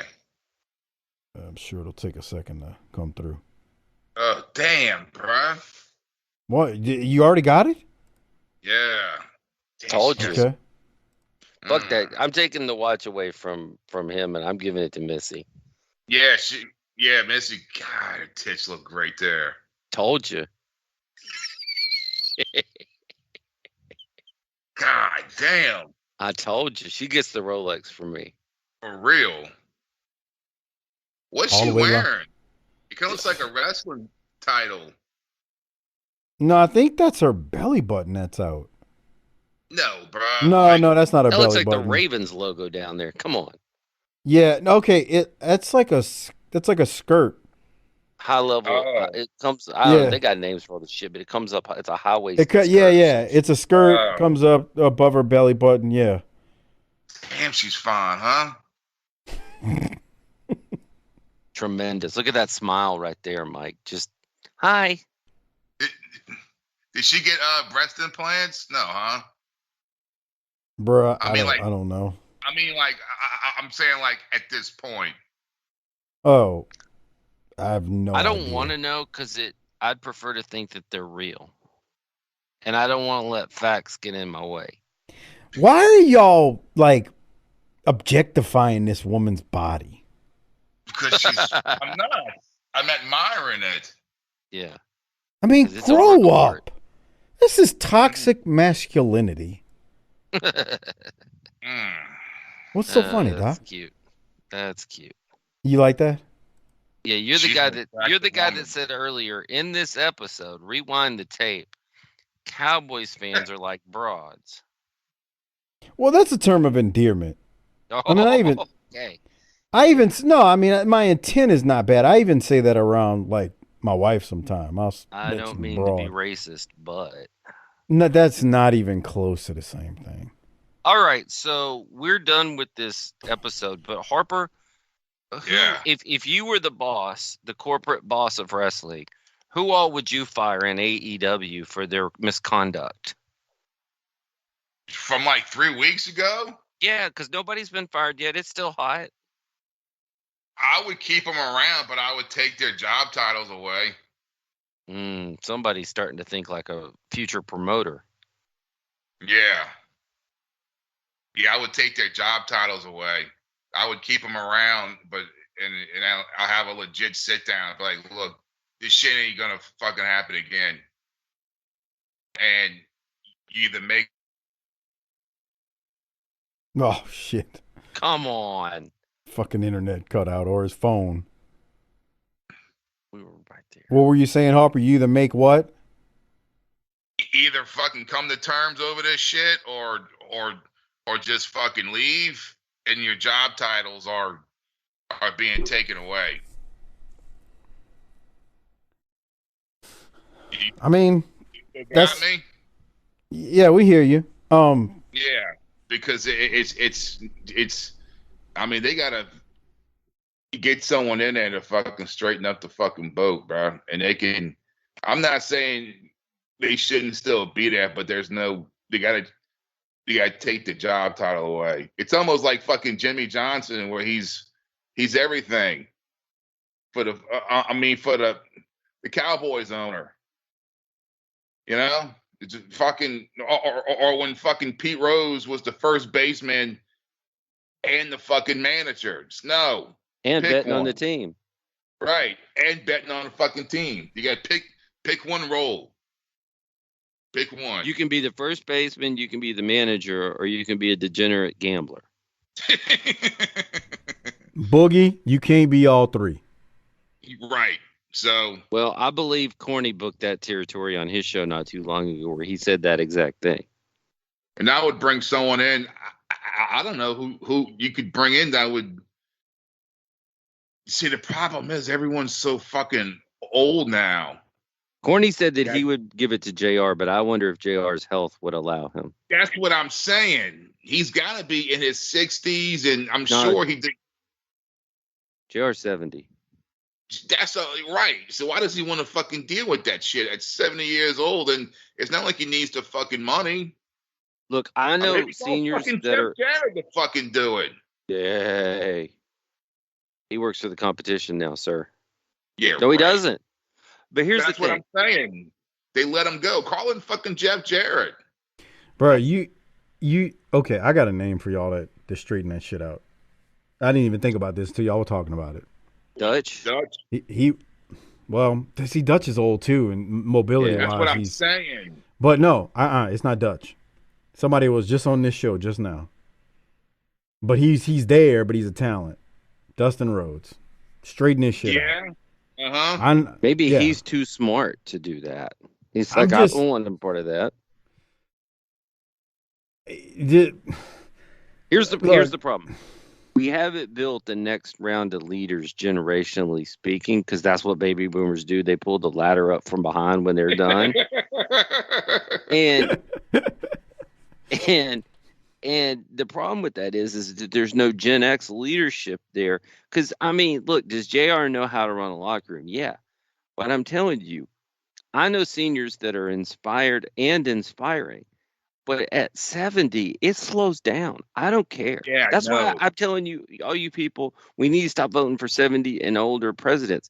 Because it's slow. Look, go find your grandparents, your parents, whatever. Go find some old people at your church, whatever. They're all slowing down at that age. God bless them. They lived a long life so far. And I'm not saying they can't continue to do things. But you can't put them in serious positions of pressure and expect the same results as if they were 50. Yeah. I would say Regal, but I mean, since Triple H is back in charge, I mean, sooner or later, I think he's going to go back home. Yeah. Yeah. Triple H is popular in the sport, Mike. What's your fault with him? Yeah. No, I just don't like the way he always got to put himself over and blow himself. But if you take him out of being a talent, I mean, they kind of like need somebody like him that's just gonna say enough of the BS. This is what's going on here. I mean, there's people who aren't like super old that could do it. I mean, Jeff Jarrett is one of them. But he works for the competition. No, he doesn't. So, I mean, he left. That's right. So I mean, like a guy like Jeff Jarrett, you just need somebody who's going to come in there who's just going to be the sheriff, man, and just cut this bull crap out. Because the workers have taken over. In Dude, every right or wrong, everybody is wrong here, and they've all taken over. And when does that ever work out well for anybody? It's like Lord of the Flies. Right, you can't let the boys be in control because they don't know what's good for themselves, right, Mike? They don't, bro. You cannot allow the talent to have control like that. The fact that those buffoons, clowns, and children are EVPs march into this man's locker room, which, again, if you heard me when we first talked about this, I said Punk was wrong, especially talking about Cabana. Leave Colt out of it. That ain't got nothing to do with this. Even if Punk calls him down there, you're an EVP. You are supposed to rise above it. No sell it. It gets dealt with a different way. You don't go down there and march in and try to, let me show you how tough I am. It's just dumb. Harper, I said that you and I could take the Bucs in an octagon and you would get pissed at me because you would have knocked out your Buck in the octagon inside of 30 seconds, and you'd have been mad at me because I'd have been 2 minutes later trying to finish off the other one. Well, they said one of them, his eye was completely swollen shut like Rocky. Oh, he'd have had more of a problem with that if he'd have been dealing with me and you. Oh, yeah. Remember when Harper said I'd kick them little assholes? Remember when he said that years ago, Harper? He was like, remember when wrestlers look like wrestlers? Remember? I mean, here's the thing, bro. This was Harper said. He's like, Ron Simmons, look at him. I don't want no part of that. These little assholes, I could kick them, kick them down the stairs with one kick and it wouldn't matter. Just saying. Yeah, bruh, you don't march. They marched down to this man's locker room again. He was wrong. Punk had a lot of fault. You think there was a bunch of sissy slap fighting going on until Ace Steel started biting people and throwing chairs? Yes. It's just, dude. I would love to see the camera footage from. I know there's not any, and that's why you love to have seen that. You know why? Because, bro, if you ever seen somebody who's been punched and they didn't know they were about to get punched and like they were acting tough and then it got real, they freak out and they don't know what to do next. I would imagine that's how it was when the Bucs got dealt with, and I would love to see footage of it just to see if what I have in my mind is what happened. But here's the thing. And this is what I said and what you said, Mike, a couple of weeks ago, and what Harper just said. Let's don't cancel anybody. Let's get this in the ring and tell them. Get it in the ring. They just lose their job titles. Yeah. I wonder. You're on secret double probation. Don't do anything. Stay out of the limelight. Go heal up for the next 9 months. We're going to run some storylines, and in 9 months, we're going to tell this story. And it's going to be tremendous. Dude, they'd sell so many tickets if they did that. Yeah, for real. Just saying. I mean, there's a way this is supposed to be done. Think about Brett and Shawn in the 90s. Yeah. Like it's similar to that kind of. Say that again, Harper. I think this is worse. Oh no, yeah, I think it's worse too. It's worse too because of social media and everything that where we're at now. That's what makes it worse. But I compare it to that because of the backstage friction that we had during that same time frame. Yeah.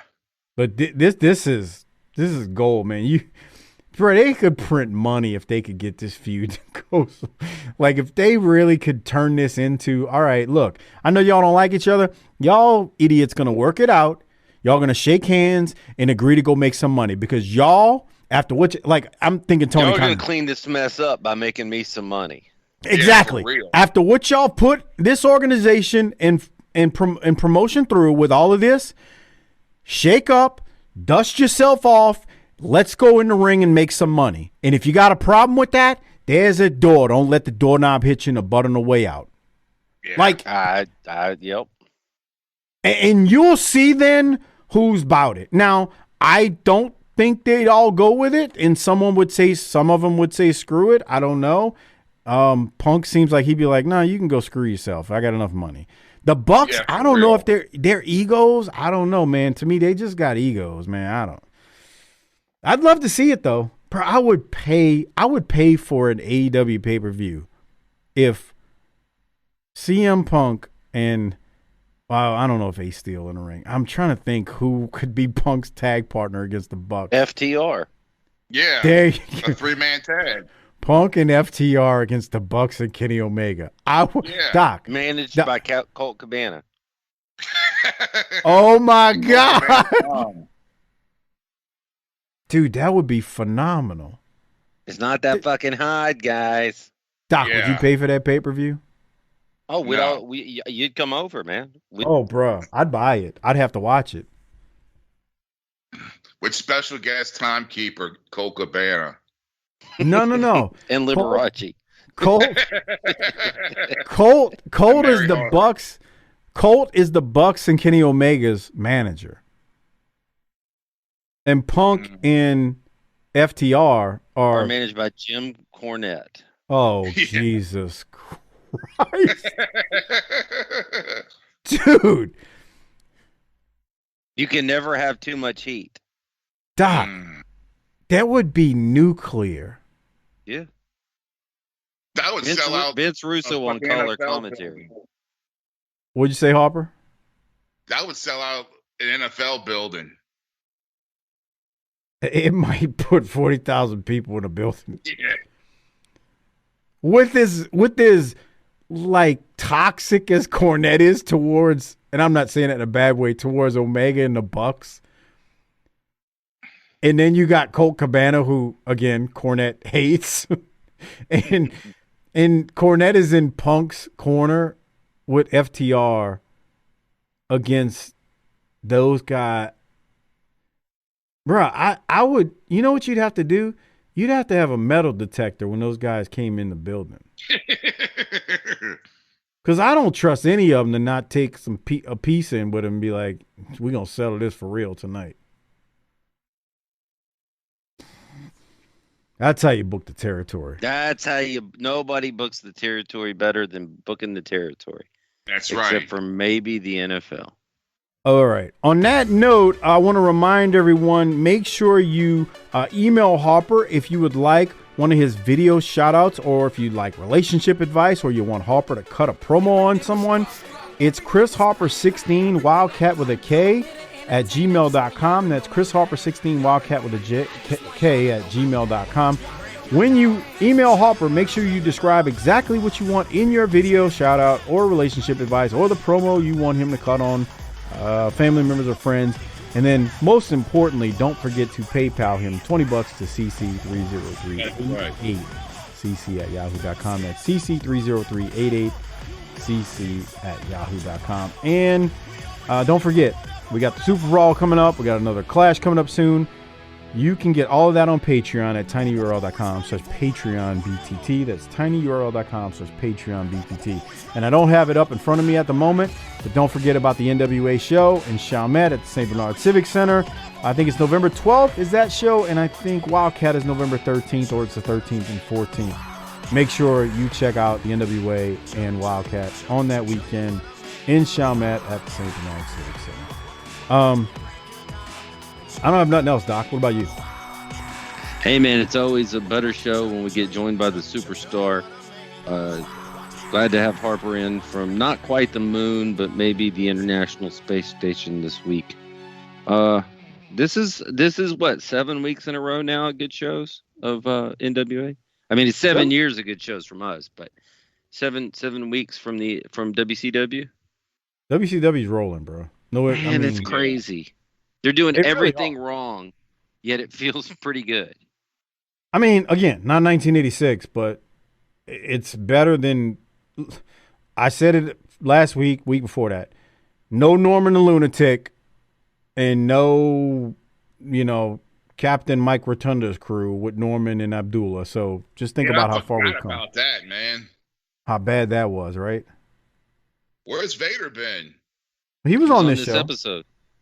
Oh. Yeah, it was before you joined. They're rolling, dude. They got a lot of good stuff going on. Vader came off the top rope tonight. Oh. Hey, bro, we're not far from Stone Cold coming in. Oh, Steve Austin. He ain't Stone Cold yet. Yo, baby, yo. Oh, I can't wait for PN News. So, and I hope Harper's there. That shit is tremendous. I think it's next week. Hold on, I can tell you real quick if y'all filibuster for just a second. I can tell you. I know Texas, and I know that there ain't nothing good that's ever come from that filthy, white trash, honky state of Texas. Well, that's not nice. We're trying to keep it that way. We're trying to keep it that way, too. Hey, Doc, remember this?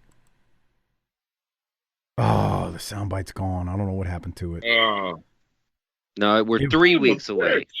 3 weeks away. Yeah. No, I was going to play the Robert Fuller, not Robert Fuller, the Ron Fuller soundbite. We got a question here from someone that calls himself the Smoky Mountain. I can't believe he didn't yank the emergency brake on that one and just kept going and saying the whole name. Bro, he just no-sold it.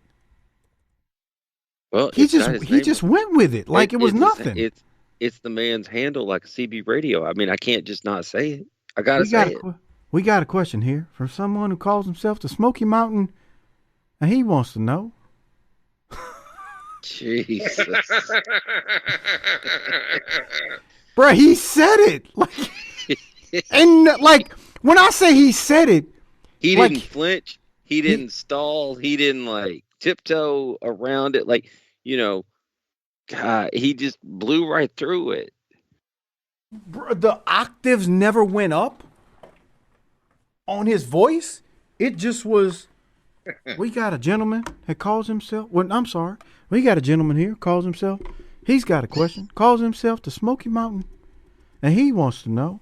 Now, I'm not sure what word that you're skipping over. Could you tell us, please? Yeah. I just put the disk drive in my computer. I'm about to find this soundbite because now I got to play it because I'm not about to say what Ron Fuller said. Why not? I mean, I thought it was safe for you to say those kinds of words. What you call? I don't like saying that word. Well, it's not the one variation of it; it's a different one. Yeah, I still don't like saying that word. But it's crazy because do you think I'm about to say it? Come on. Well, it's crazy because people already don't like me. I ain't gonna say that. It's crazy because besides, it's wrong to say. Well, just that. It's hurtful to too many people. Don't say. No, it's not. It's that the word. Here's the thing. It's okay. You know the color black in Spanish is pronounced negro, right? Whoa. But I said negro. Okay. I said negro. Okay. Okay. But Ron didn't say it. Ron didn't say it like that. Okay. Ron put emphasis on, he emphasized the word. Know what I'm saying, Doc? He said it in a different manner. Well, have you pulled it up? Okay, here you go. Get that cold drink, lean back against the old learning tree for some wrestling education. What have you got today? Well, here we go. Today's learning tree is a question from someone from Twitter. And this person calls himself the Smoky Mountain Negro. His question is two-part. He asks, get that cold drink, lean back against. Bruh, he just blew through it like it was nothing. Oh. Hold on. It's the old learning tree for some wrestling education. What have you got today? Well, here we go. Today's learning tree is a question from someone from Twitter. And this person calls himself the Smoky Mountain Negro. His question is I'm sorry. Did he say hero? Bruh. Oh, Why would Phil you read Allen. that? You, Phil Out of all Allen, the you dirty questions bastard. that got Just so- sent, why would you pick that one? Bruh. Well, no, it was Phil Allen, and he got kudos for the question for being a great question from Ron Fuller. It was actually a good question. It was But- a questionable choice of Twitter handle, but whatever. We'll let that slide because he was, Bruh. he's with us. He just blew through what he was saying like it was just normal. I'm aware. This question is from Twitter. And this gentleman goes by the Smoky Mountain, and he wants to know, like, Ron, can you, like, dude. By the way, the question was related to African American talents in that territory at the time. So Yeah. And Phil Allen and I exchanged emails about this when he sent it in. And Phil was like, I can't believe he said it and read it. You better be careful trying to pull a rib because Bruh, these old timers, the seasoned ones like Fuller, they just straight up will no sell it. And Ron Fuller no sold that. which actually made it better. Yeah. Bruh, he Yeah. unreal. I played that for my wife when that was aired. I was like, I need you to listen to this. I want to know what you think. She was like, oh, no, he didn't. what did he say? I said, he's reading a Twitter handle. Yeah, but he said, I said, I know what he said. That's why I'm playing it for you. And she was like, play that again. Played it again. He just said, this is from gentleman from Twitter by the name of the Smoky Mountain. And then I had to pull it up on Twitter. I said, no, that's the actual handle. He didn't make that up. This is Phil Allen. She don't know who Phil is. Like, this is this guy's handle. She's like, I wouldn't have read that. She's like, Michael, y'all need to stop that podcast right now. Oh, God. You should hear what she has to say about our discussions. She's like, y'all are childish. This is so stupid. Who listens to y'all? A lot of people. This is so dumb. Who listens to you besides me? Yeah. breaks their heart that they can't get an audience, Doc. Well, as we've discussed in the Tom Brady saga, no matter who you are, you have a broad that hates your joy. Oh, God. That's true, huh? So true. Just let the man live. Just let him let it be the greatest of all time and the most popular Get pastime. that cold drink, lean. Shoot. Sorry, I didn't mean to do that. Go ahead. You have a closing window to close out the greatest career of any professional football player, and you've got some skinny anorexic aging supermodel up your ass about it. Bruh, it goes to show you it doesn't matter how much money you have, how much of a celebrity you are, how They you hate could be it. the greatest of all time at what you do. They don't want to see you happy. And she don't have a part in it, so she don't like it. Bruh, there was some report that I read that it was a quote. This is not like me making this up, where she said,